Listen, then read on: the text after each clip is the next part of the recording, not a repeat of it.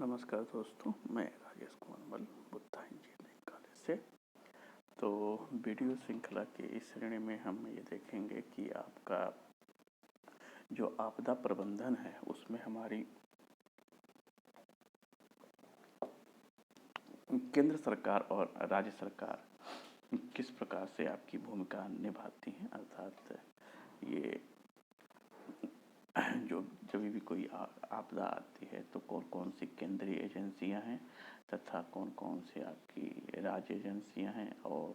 कौन कौन सी अन्य आपकी सहायक एजेंसियां हैं जो कि आपका आपदा से निपटने के लिए प्रभावशाली भूमिका निभाती हैं।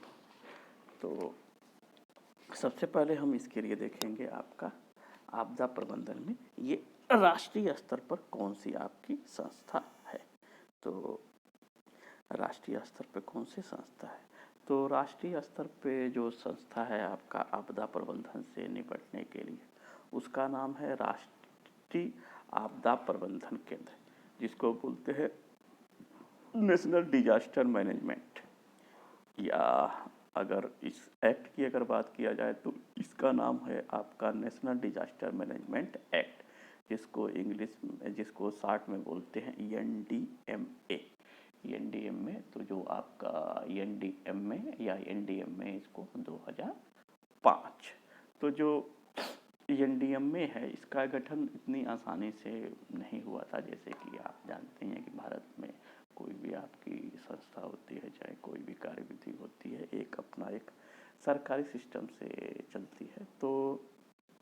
जो आपका NDMA था उसको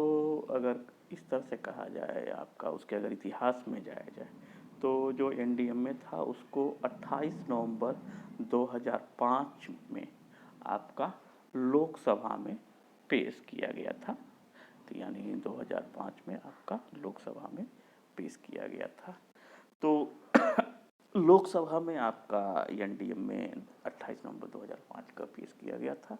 वहाँ से पास होने के पश्चात ये आपका उच्च सदन अर्थात आपका राज्यसभा में आया था। तो राज्यसभा में आते आते ये आपका 12 दिसंबर 2005 में आपका यह राज्यसभा में आया। राज्यसभा में कुछ इस पे थोड़ी बहुत आपत्तियां भी थी। उन सभी आपत्तियों का निस्तारण करते हुए यह आपका 12 दिसंबर 2005 में आपका पास हो गया। 12 दिसंबर 2005 में आपका राज्यसभा से पास होने के बाद यह कानून बनने के लिए आपका राष्ट्रपति के पास भेजा गया। तो राष्ट्रपति ने सारे अपनी आपत्तियों या अन्य विधिक प्रक्रियाओं को पूरा करते हुए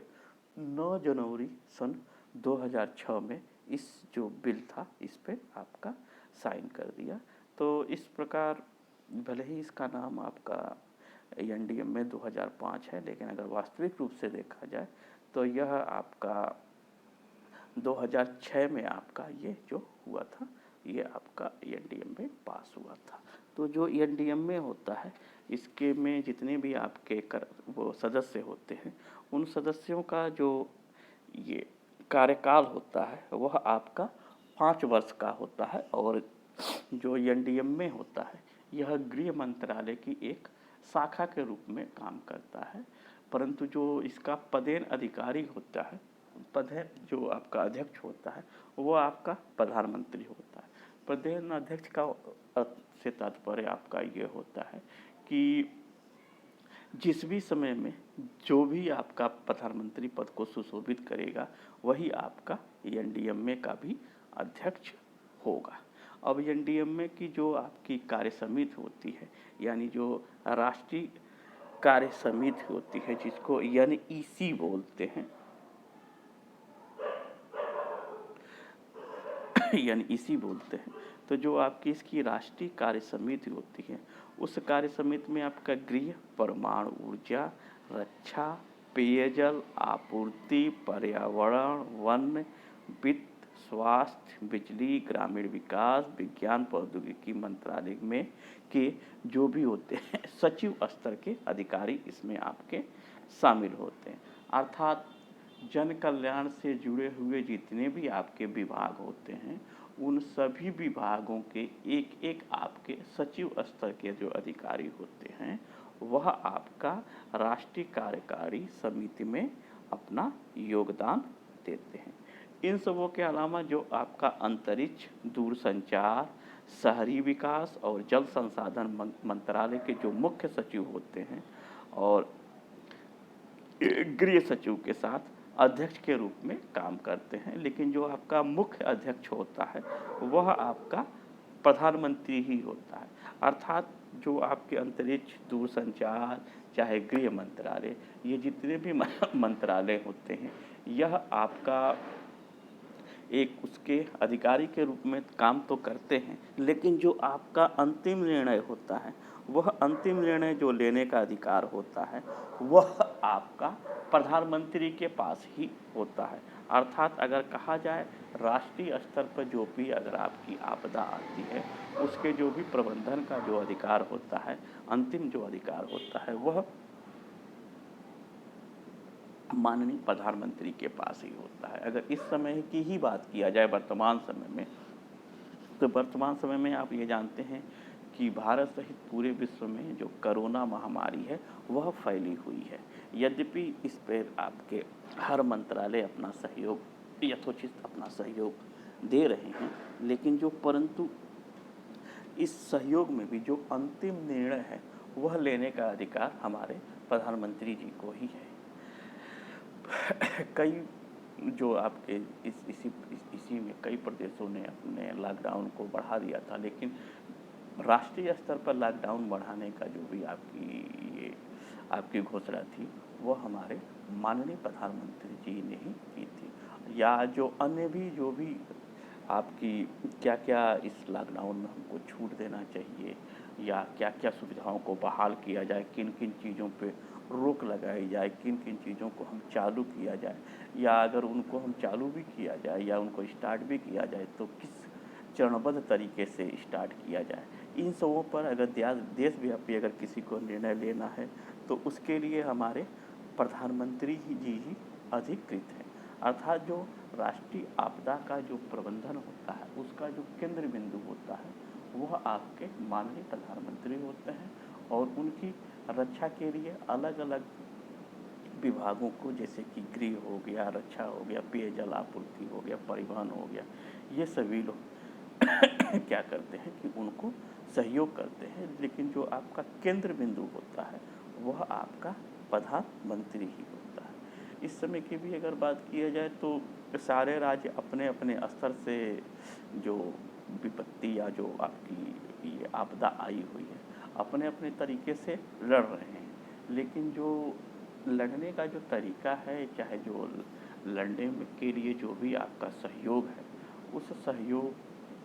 का जो भी आपका लेखा जोखा है या जो भी उसका केंद्र बिंदु है, वह प्रधानमंत्री या प्रधानमंत्री कार्यालय ही है।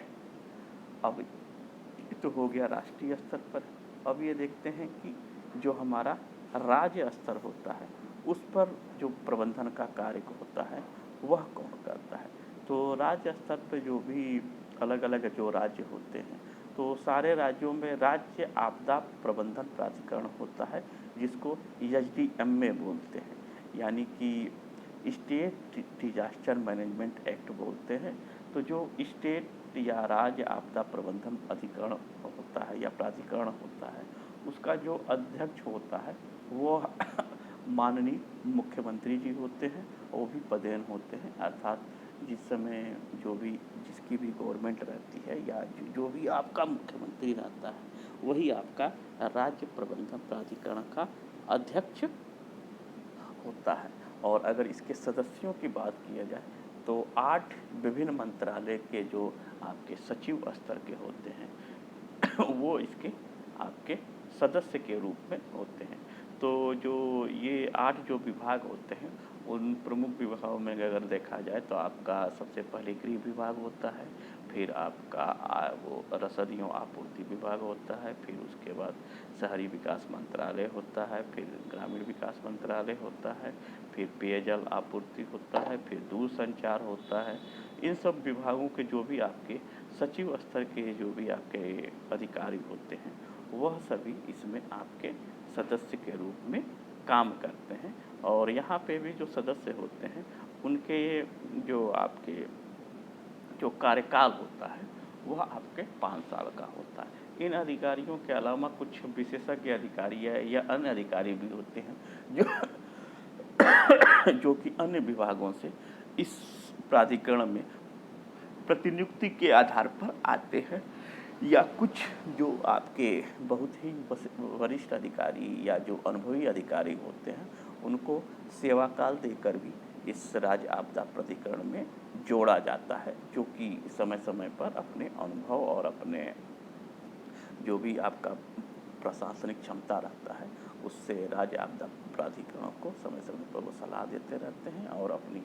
सेवाएं भी देते रहते हैं। तो जो राज्य आपदा प्रबंधन प्राधिकरण होता है उसका कार्य देखा जाए क्या होता है, तो उसका कार्य होता है कि आपका जो भी राष्ट्रीय प्रबंधन के जो अधिकारी होते हैं या जो भी वहाँ पे आपकी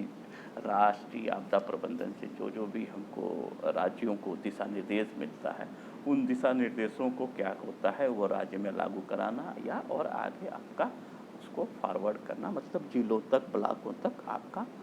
फॉरवर्ड करना, यानी मतलब कि करना। और फिर राज्य स्तर से भी जो भी आपकी समस्या आती है या जो भी आपके आंकड़े होते हैं या जो भी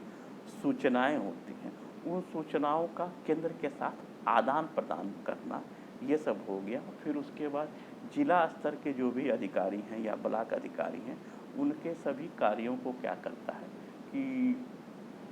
उनके ऊपर वो नज़र भी रखता है और समय समय पर आपका दिशा निर्देश देता है। इसके अलावा जो राज्य आपदा प्रबंधन प्राधिकरण है उसका कार्य ये भी है कि हमेशा जो केंद्र आपदा प्रबंधन है उसके साथ लगातार संपर्क बनाए रखना भी होता है। फिर उसके बाद प्रत्येक जिला में वो यह भी देखता है कि आपका ये सारे जगह पे जो आपदा का है उसकी कितनी आपकी प्रगति हुई है, कितने हमारे नए आपके आपदा के मरीज बने हैं। अगर इसी समय की बात की जाए तो जो राज्य आपदा प्रबंधन प्राधिकरण है उसका प्रमुख कार्य ये है कि प्रत्येक ज़िले में उसका ये देखना कि कितने हमारे मरीज हुए हैं, कितने उस मरीज में से कितने लोगों को हमारी टेस्टिंग हो गई है, टेस्टिंग के पश्चात उसमें से कितने लोगों को क्वारंटाइन करना चाहिए, कितने लोग को क्या नाम है घर में ही क्वारंटाइन करना चाहिए, कितने लोग को हमको हॉस्पिटल में भर्ती करना चाहिए। और हॉस्पिटल में भर्ती कराने के अलावा फिर उस पर यह भी आंकड़ा रखता है कि कितने लोग उसमें से हमारे ठीक हो गए। और सबसे ज़्यादा ध्यान इस बात का राज्य आपदा प्रबंधन को रखता है कि किसी प्रकार से भी लोगों को यह न लगे कि हम असुरक्षित हैं या लोगों में असुरक्षा की भावना न उत्पन्न हो जाए। और राज्य आपका आपदा प्राधिकरण का ये भी कार्य आपका होता है कि विकट परिस्थितियों में या ये आपदा के समय में कोई भी आपके जो शरारती तत्व होते हैं किसी प्रकार का भी आपका शरारती वाला काम न कर सके। अर्थात एक तो जो आपका राज्य होता है वो ऑलरेडी आपदा से परेशान रहता है, जिसमें कोई शरारती या जो अराजक तत्व होते हैं कोई अराजक कार्य न करें। और इन सबों के अलावा इस समय चूँकि दूरसंचार का समय है या सूचना का समय है तो सबसे ज़्यादा ज़रूरी ये होता है कि किसी भी माध्यम से आपका अफवाह न फैले, यानी कि चीज़ों से कोई डरे ना, क्योंकि आजकल स्थिति ये हो गई है कि इस समय जो आपदा हुई है आपदा से ज़्यादा लोग अफवाहों से डर रहे हैं। तो इन अफवाहों पर भी पूर्ण नियंत्रण रखने का जो कार्य होता है वो हमारा राज्य आपदा राज्य आपदा प्रबंधन का ही होता है, प्राधिकरण का ही होता है कि वह किसी भी तरह से आपका कहीं भी ये गलत तरीक़ों की खबरें या अफवाह फैलने से हमेशा रोके। इसके अलावा इस समय की अगर बात की जाए तो सबसे ज़्यादा ज़रूरी है कि अगर कहीं भी ये मरीज की अगर सूचना मिलती है तो तुरंत इसके अधिकारी वहाँ जिला के अधिकारियों से संपर्क करते हैं, जिला स्तर के अधिकारियों से संपर्क करते हैं और जिला स्तर के अधिकारियों को निर्देश देते हैं कि उस मरीज को तुरंत ही हॉस्पिटल लाया जाए। और हॉस्पिटल लाने के लिए भी एक पूरा प्रोसेस होता है। उस प्रोसेस में यह होता है कि उनके लिए एक विशेष गाड़ी जिसमें वेंटिलेटर वगैरह लगा रहता है उससे और बहुत ही साफ सुथरे तरीके से आपको हॉस्पिटल तक ले जाने का कार्य रहता है। इसके अलावा अगर देखा जाए तो जिले स्तर पर क्या रहता है, तो जिले स्तर पर अगर देखा जाए तो जिला आपदा प्रबंधन प्राधिकरण होता है। जिला आपदा जो आपका प्रबंधन प्राधिकरण होता है उसको DDMA बोलते हैं, और जो इसका अध्यक्ष होता है जिले का, जो जिला मजिस्ट्रेट होता है या जो जिलाधिकारी अथवा DM होता है वह होता है। तो DM का भी कार्य जिस तरह राज्य स्तर पर होता है उसी तरह DM का कार्य अपने जिला के स्तर पर होता है। तो इसमें भी विभिन्न विभागों के आपके सदस्य रहते हैं DM का सहयोग करने के लिए। तो DM के सहयोग करने के लिए सबसे पहले गृह विभाग के कुछ लोग रहते हैं, पंचायत विभाग के रहते हैं, और आपका जिले का जो SP होता है, पुलिस यानी बल होता है, वो होता है। तो जो जिला आपदा प्रबंधन काम होता है ये उसका ये देखना होता है कि प्रत्येक ब्लॉक और प्रत्येक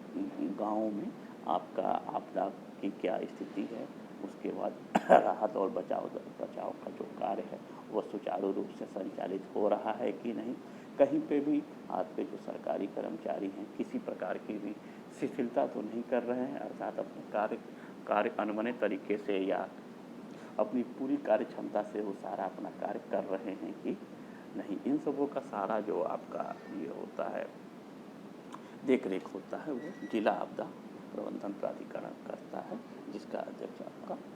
DM होता है, और उसकी सहायता के लिए पुलिस भी होती है। तो जो जिले में कहीं भी आपका अगर इस समय की बात की जाए सूचना मिलती है कि अगर कोई व्यक्ति संक्रमित है तो उस संक्रमित व्यक्ति को वो प्रशिक्षित कर्मचारियों की सहायता से हॉस्पिटल तक लाना। और DM का एक प्रमुख कार्य ये भी होता है कि अपने ज़िले के अंदर जो भी होती है किसी भी प्रकार से हमेशा सुरक्षा व्यवस्था बनाए रखना। और अगर इस समय अगर लॉकडाउन की बात है तो लॉकडाउन का वो पूर्णतः पालन करवाना, ये भी सुनिश्चित करना आपका DM का ही कार्य आपका होता है। और DM जो यह कार्य होता है वह जिला के पुलिस कप्तान अथवा आपका जो SP होता है उसके माध्यम से करता है। DM को ये भी देखना पड़ता है कि अगर इस समय आपदा के समय चाहे इस समय कि उसके ज़िले के अंदर कोई भी व्यक्ति राशन की कमी से अथवा भोजन की कमी से न मरने पाए, अर्थात वो सबसे प्रमुख काम ये होता है कि दवा के अलावा कोई भी व्यक्ति भूखे न सोने पाए। तो इसके लिए वह प्रत्येक व्यक्ति तक यानी अंतिम व्यक्ति तक राशन आपूर्ति करने का वो कार्य करता है या करवाता है, और यह सुनिश्चित करता है कि उसके ज़िले में कोई भी व्यक्ति भूखा न सोए, अर्थात वो 100% राशन की आपूर्ति सुनिश्चित करवाता है। और इस समय आपका जो ये राज्य सरकार है गरीब से गरीब लोगों को या सभी व्यक्तियों को राशन पहुंचाने के लिए इस समय यह व्यवस्था की है कि इस सभी व्यक्तियों को मुफ्त में 10 किलो आटा और 10 किलो चावल 3 महीने तक फ्री में मिलेगा। इसके अलावा सेंट्रल स्तर पर अगर कहा जाए तो जितने भी आपकी महिलाओं के जनधन खाते हैं उसमें 3 माह तक 500 रुपये आएंगे, जिससे कि जो भी आपकी गरीब महिलाएं हैं चाहे और भी जो लोग भी जिनको भी धन की आवश्यकता है वह अपना इससे काम चला सके। इसके अलावा जो किसान सम्मान निधि है उसकी भी आपकी जो इस महीने की जो किस्तें थी वो आपकी क्या की है रिलीज की थी। कुछ गवर्नमेंट तो इससे भी ऊपर उन्होंने व्यक्तिगत तौर पे किया है, जैसे कि अगर मणिपुर गवर्नमेंट का कहा जाए तो वो मणिपुर के बाहर मणिपुर के लोगों को प्रत्येक खाते में 3-3 हज़ार रुपये 3 महीने तक भेजेगी। इसके अलावा अन्य सरकारों ने भी अपने यहाँ अलग अलग सुविधाएं दी हैं, लेकिन सभी राज्य सरकारों ने लगभग यह कोशिश की है कि उनके राज्य में कोई भी व्यक्ति आपका भूखा न सोए, यानी कि 100% आपका राशन की उपलब्धता सुनिश्चित करने का उन्होंने फैसला किया है। और यह इस समय काफ़ी समय से हो रहा है, और यह ऐसी व्यवस्था लगभग 3 महीने तक रहेगी, जब तक कि आपका आपदा का प्रभाव जो होता है वह पूरी तरह से खत्म ना हो जाए। अब ये बात करते हैं कि जो आपदा प्रबंधन में अन्य विशेष विभाग कौन-कौन से होते हैं, अर्थात ये राष्ट्र आपदा प्रबंधन के जो विशेष विभाग होते हैं, उन विभागों के अलावा अन्य कौन-कौन से विभाग होते हैं, जो कि जब आपदा आती है उस समय क्या होता है, राज्य सरकारों की, चाहे सुरक्षा बलों की, चाहे अन्य बलों की, आप अपने स्तर पर क्या करते हैं, सुरक्षा करते हैं। उसमें सबसे पहले हमारा आता है राष्ट्रीय आपदा प्रतिक्रिया बल, जिसको बोलते हैं NDRF, national disaster reflection force. तो जब आपदा का स्तर बहुत ही खतरनाक हो जाता है, तो आपदा के लिए विशेष प्रतिक्रिया के उद्देश्य से एक राष्ट्रीय स्तर पर राष्ट्रीय आपदा प्रतिक्रिया बल की गठन हुई थी। राष्ट्रीय आपदा प्रतिक्रिया बल का गठन हुआ था। तो जो राष्ट्रीय आपदा प्रतिक्रिया बल है, यह जब कोई भी आपदा राज्य सरकार के कंट्रोल से बाहर हो जाती है, तो इसके सदस्य वहाँ पर जाकर राज्य सरकार के सदस्यों से या राज्य सरकार की जो पुलिस होती है उसके साथ समन्वय स्थापित करते वहाँ पर राहत और पुनर्वास का कार्य करते हैं। और अगर राष्ट्रीय स्तर पर देखा जाए तो इनका कार्य बहुत ही सराहनीय है, और यह आपदा प्रबंधन में बिल्कुल ही बहुत ही दक्ष और पेशेवर और कुशल कर्मचारी होते हैं। कहीं पे भी जब आपदा की मात्रा अगर बढ़ जाती है, तो जो राष्ट्रीय आपदा प्रतिक्रिया बल के कर्मचारी होते हैं वो वहाँ पे जाते हैं, और वहाँ पे जो आपदा प्रबंधन का जो कार्य होता है वह सुचारू रूप से करते हैं। जैसे कि अगर आप लोगों को अगर याद हो, तो जो कश्मीर में जो सन 2014 में जो आपकी बाढ़ आई थी, उसमें NDRF के सदस्यों ने सशस्त्र बलों के साथ मिलकर काम किया था, और स्थानीय लोगों ने चाहे तथा मीडिया ने तथा कश्मीर सरकार ने इनके कार्य को बहुत ज़्यादा सराहा था। ये NDRF के सदस्य वहाँ के सशस्त्र बलों के साथ और वहाँ के स्थानीय युवकों के साथ और स्थानीय लोगों के साथ मिलकर राहत और बचाव और पुनर्वास का कार्य बहुत ही कुशलता के साथ लोग किए थे। बहुत ही कुशलता के साथ ये सब किए थे।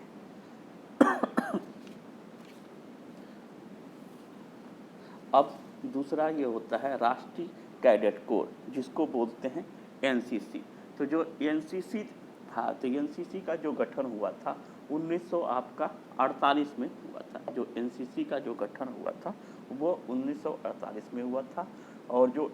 NCC है, इसका जो मुख्य उद्देश्य होता है वह जो बालक होते हैं, यानी जो हमारे नवयुवक होते हैं, उनके में चरित्र, साहस और नेतृत्व, अनुशासन और खेल की भावना विकसित करने के लिए होता है। मतलब कि जो भी अगर युवक सेना में जाना चाहते हैं तो वो कई बार आपका NCC भी ले लेते हैं, और NCC जो होती है वो हमारे नवयुवकों में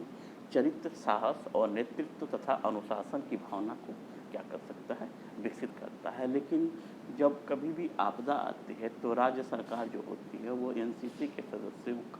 का वो से सहायता मांगती है, और NCC के जो भी सदस्य होते हैं बहुत ही कुशलतापूर्वक और पेशेवर तरीके से जब भी कोई राज्य में आपदा आती है तो ये सशस्त्र बलों के साथ और स्थानीय लोगों के साथ आपका आपदा प्रबंधन में अपना यथोचित जो सहयोग होता है वह आपका देते हैं। और जो NCC के जो भी सदस्य होते हैं वह कभी भी किसी भी सरकार के बुलावे पे आसानी से अपना सहयोग देने के लिए हमेशा तत्पर रहते हैं। और बहुत बार देखा गया है कि आपके जो NCC के सदस्य होते हैं वह स्थानीय लोगों के साथ आपदा प्रबंधन का जो कार्य होता है बहुत ही कुशलता के साथ करते हैं, क्योंकि जो भी NCC के सदस्य होते हैं वो कई बार स्थानीय होते हैं, और स्थानीय होने के कारण वह अपने ज़िले या अपने जो भी शहर होता है उसकी भौगोलिक स्थितियों से काफ़ी हद तक परिचित होते हैं, और यह जो उनका परिचय होता है या जो अपने क्षेत्र के बारे में जो आपका ज्ञान होता है, यह आपदा के लिए, आपदा प्रबंधन के में काफ़ी लाभदायक होता है। तो उनके जो क्षेत्र के बारे में जो आपका ज्ञान होता है, इस ज्ञान और अनुभव का लाभ लेके जो हमारी विभिन्न सरकारी एजेंसियां होती हैं, वह आपका ये आपदा प्रबंधन का जो कार्य होता है वो बहुत ही सुचारू रूप से करती हैं। अब इसके अलावा देखते हैं कि दूसरी एजेंसी अगर आपकी है तो वह है आपका राष्ट्रीय सिविल डिफेंस। राष्ट्रीय सिविल डिफेंस, तो जो राष्ट्रीय सिविल डिफेंस है, इसकी जो स्थापना हुई थी 1957 में हुई थी, और जो राष्ट्रीय डिफेंस जो आपकी राष्ट्रीय सिविल डिफेंस है वो 1962 और 1965 में जो सिविल डिफेंस था उसने बहुत ही अच्छा काम किया था। और सिविल डिफेंस में इस समय अगर देखा जाए तो धीरे धीरे जो भी आपके ये सदस्य हैं उनकी सदस्यों की संख्या बढ़ते बढ़ते आपकी 5 लाख हो गई है। यानी वर्तमान समय में जो सिविल डिफेंस के लोगों की संख्या है वह 5 लाख हो गई है। और 1962 में और 1965 में जब आपका युद्ध हुआ था तो सिविल डिफेंस के लोग क्या किए थे कि बहुत ही अच्छा काम किए थे, और सरकारी एजेंसियों के साथ तालमेल बनाकर बहुत ही आपका सराहनीय काम किए थे। क्योंकि सिविल डिफेंस में भी अधिकतर आपके स्थानीय लोगों की ही भर्ती की जाती है। तो सिविल डिफेंस में यह होता है कि स्थानीय लोगों को बंदूक का लाइसेंस देकर और उनको युद्ध के लिए चाहे अपना आत्मरक्षा के लिए प्रशिक्षित किया जाता है। तो ये आपके जो भी आत्मरक्षा के लिए प्रशिक्षित लोग होते हैं, यह युद्ध के समय या अन्य आपदा के समय में सरकारी एजेंसियों के साथ तालमेल बनाकर और उनकी सहायता करते हैं, और आपदा के समय में ये लोगों को या अपने लोगों को या स्थानीय लोगों को आपदा से निकलने का कार्य करते हैं। इसके अलावा जो आपकी अगर चौथी एजेंसी है, चौथी एजेंसी आपकी है राष्ट्रीय सेवा योजना, जिसको बोलते हैं NSS। तो जो NSS है इसका जो गठन हुआ था वो 1969 में हुआ था। 1969 में जो NSS था इसका आपका गठन हुआ था। और जो राष्ट्रीय सेवा योजना है वो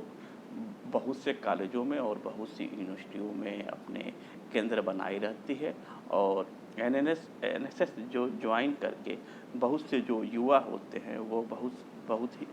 काफ़ी अपने सामाजिक दायित्वों का पालन करते हैं। और NSS का मुख्य काम ही यही होता है कि युवाओं में सामाजिक दायित्वों का बोध कराना। तो NSS ज्वाइन करके बहुत से युवा कैंप करते हैं और बहुत सी मलिन बस्तियों में, चाहे या आपकी गरीब बस्तियों में भोजन वितरण या वस्त्र वितरण का काम करते हैं। और कभी कभी जाकर वह मलिन बस्तियों चाहे अन्य जगहों पर या साफ सफाई का भी काम करते हैं। इसके अलावा जो NSS के लोग होते हैं वह समय समय पर विभिन्न बस्तियों में जाकर लोगों को स्वास्थ्य और स्वच्छता के प्रति जागरूक भी करते हैं और उनको यह समझाते हैं कि स्वच्छता का या और स्वास्थ्य का उनके जीवन में क्या महत्व है। अगर इस समय की बात किया जाए तो इस समय जो भी आपका जो स्वच्छता है या सैनिटाइजेशन है इसका बहुत ज़्यादा महत्व है। तो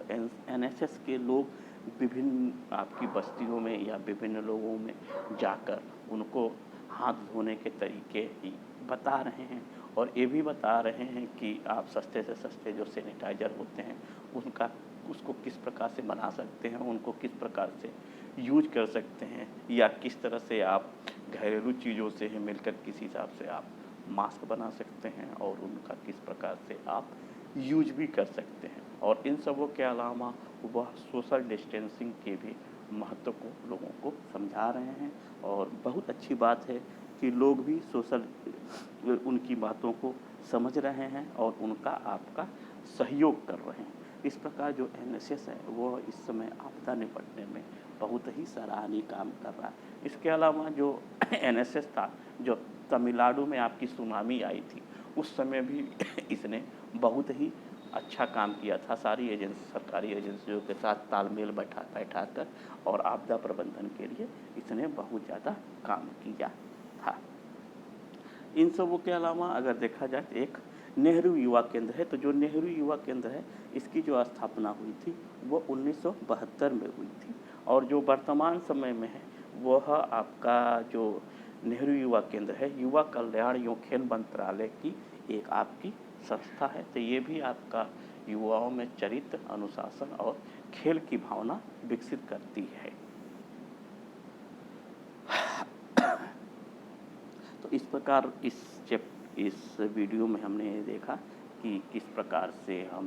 राष्ट्रीय स्तर पर, किस हिसाब से राज्य स्तर पर, और किस हिसाब से हम अपने जिला स्तर पर आपदा का प्रबंधन होता है, और फिर उस आपदा प्रबंधन में अन्य कौन कौन सी एजेंसियां हमारी कार्य करती हैं, और किस हिसाब से सभी एक दूसरे का सहयोग करते हैं, और किस हिसाब से जो एजेंसियां होती हैं और केंद्र सरकार और राज्य सरकार और अन्य अधिकारियों के साथ या अन्य लोगों के साथ कैसे तालमेल बैठाती है। धन्यवाद।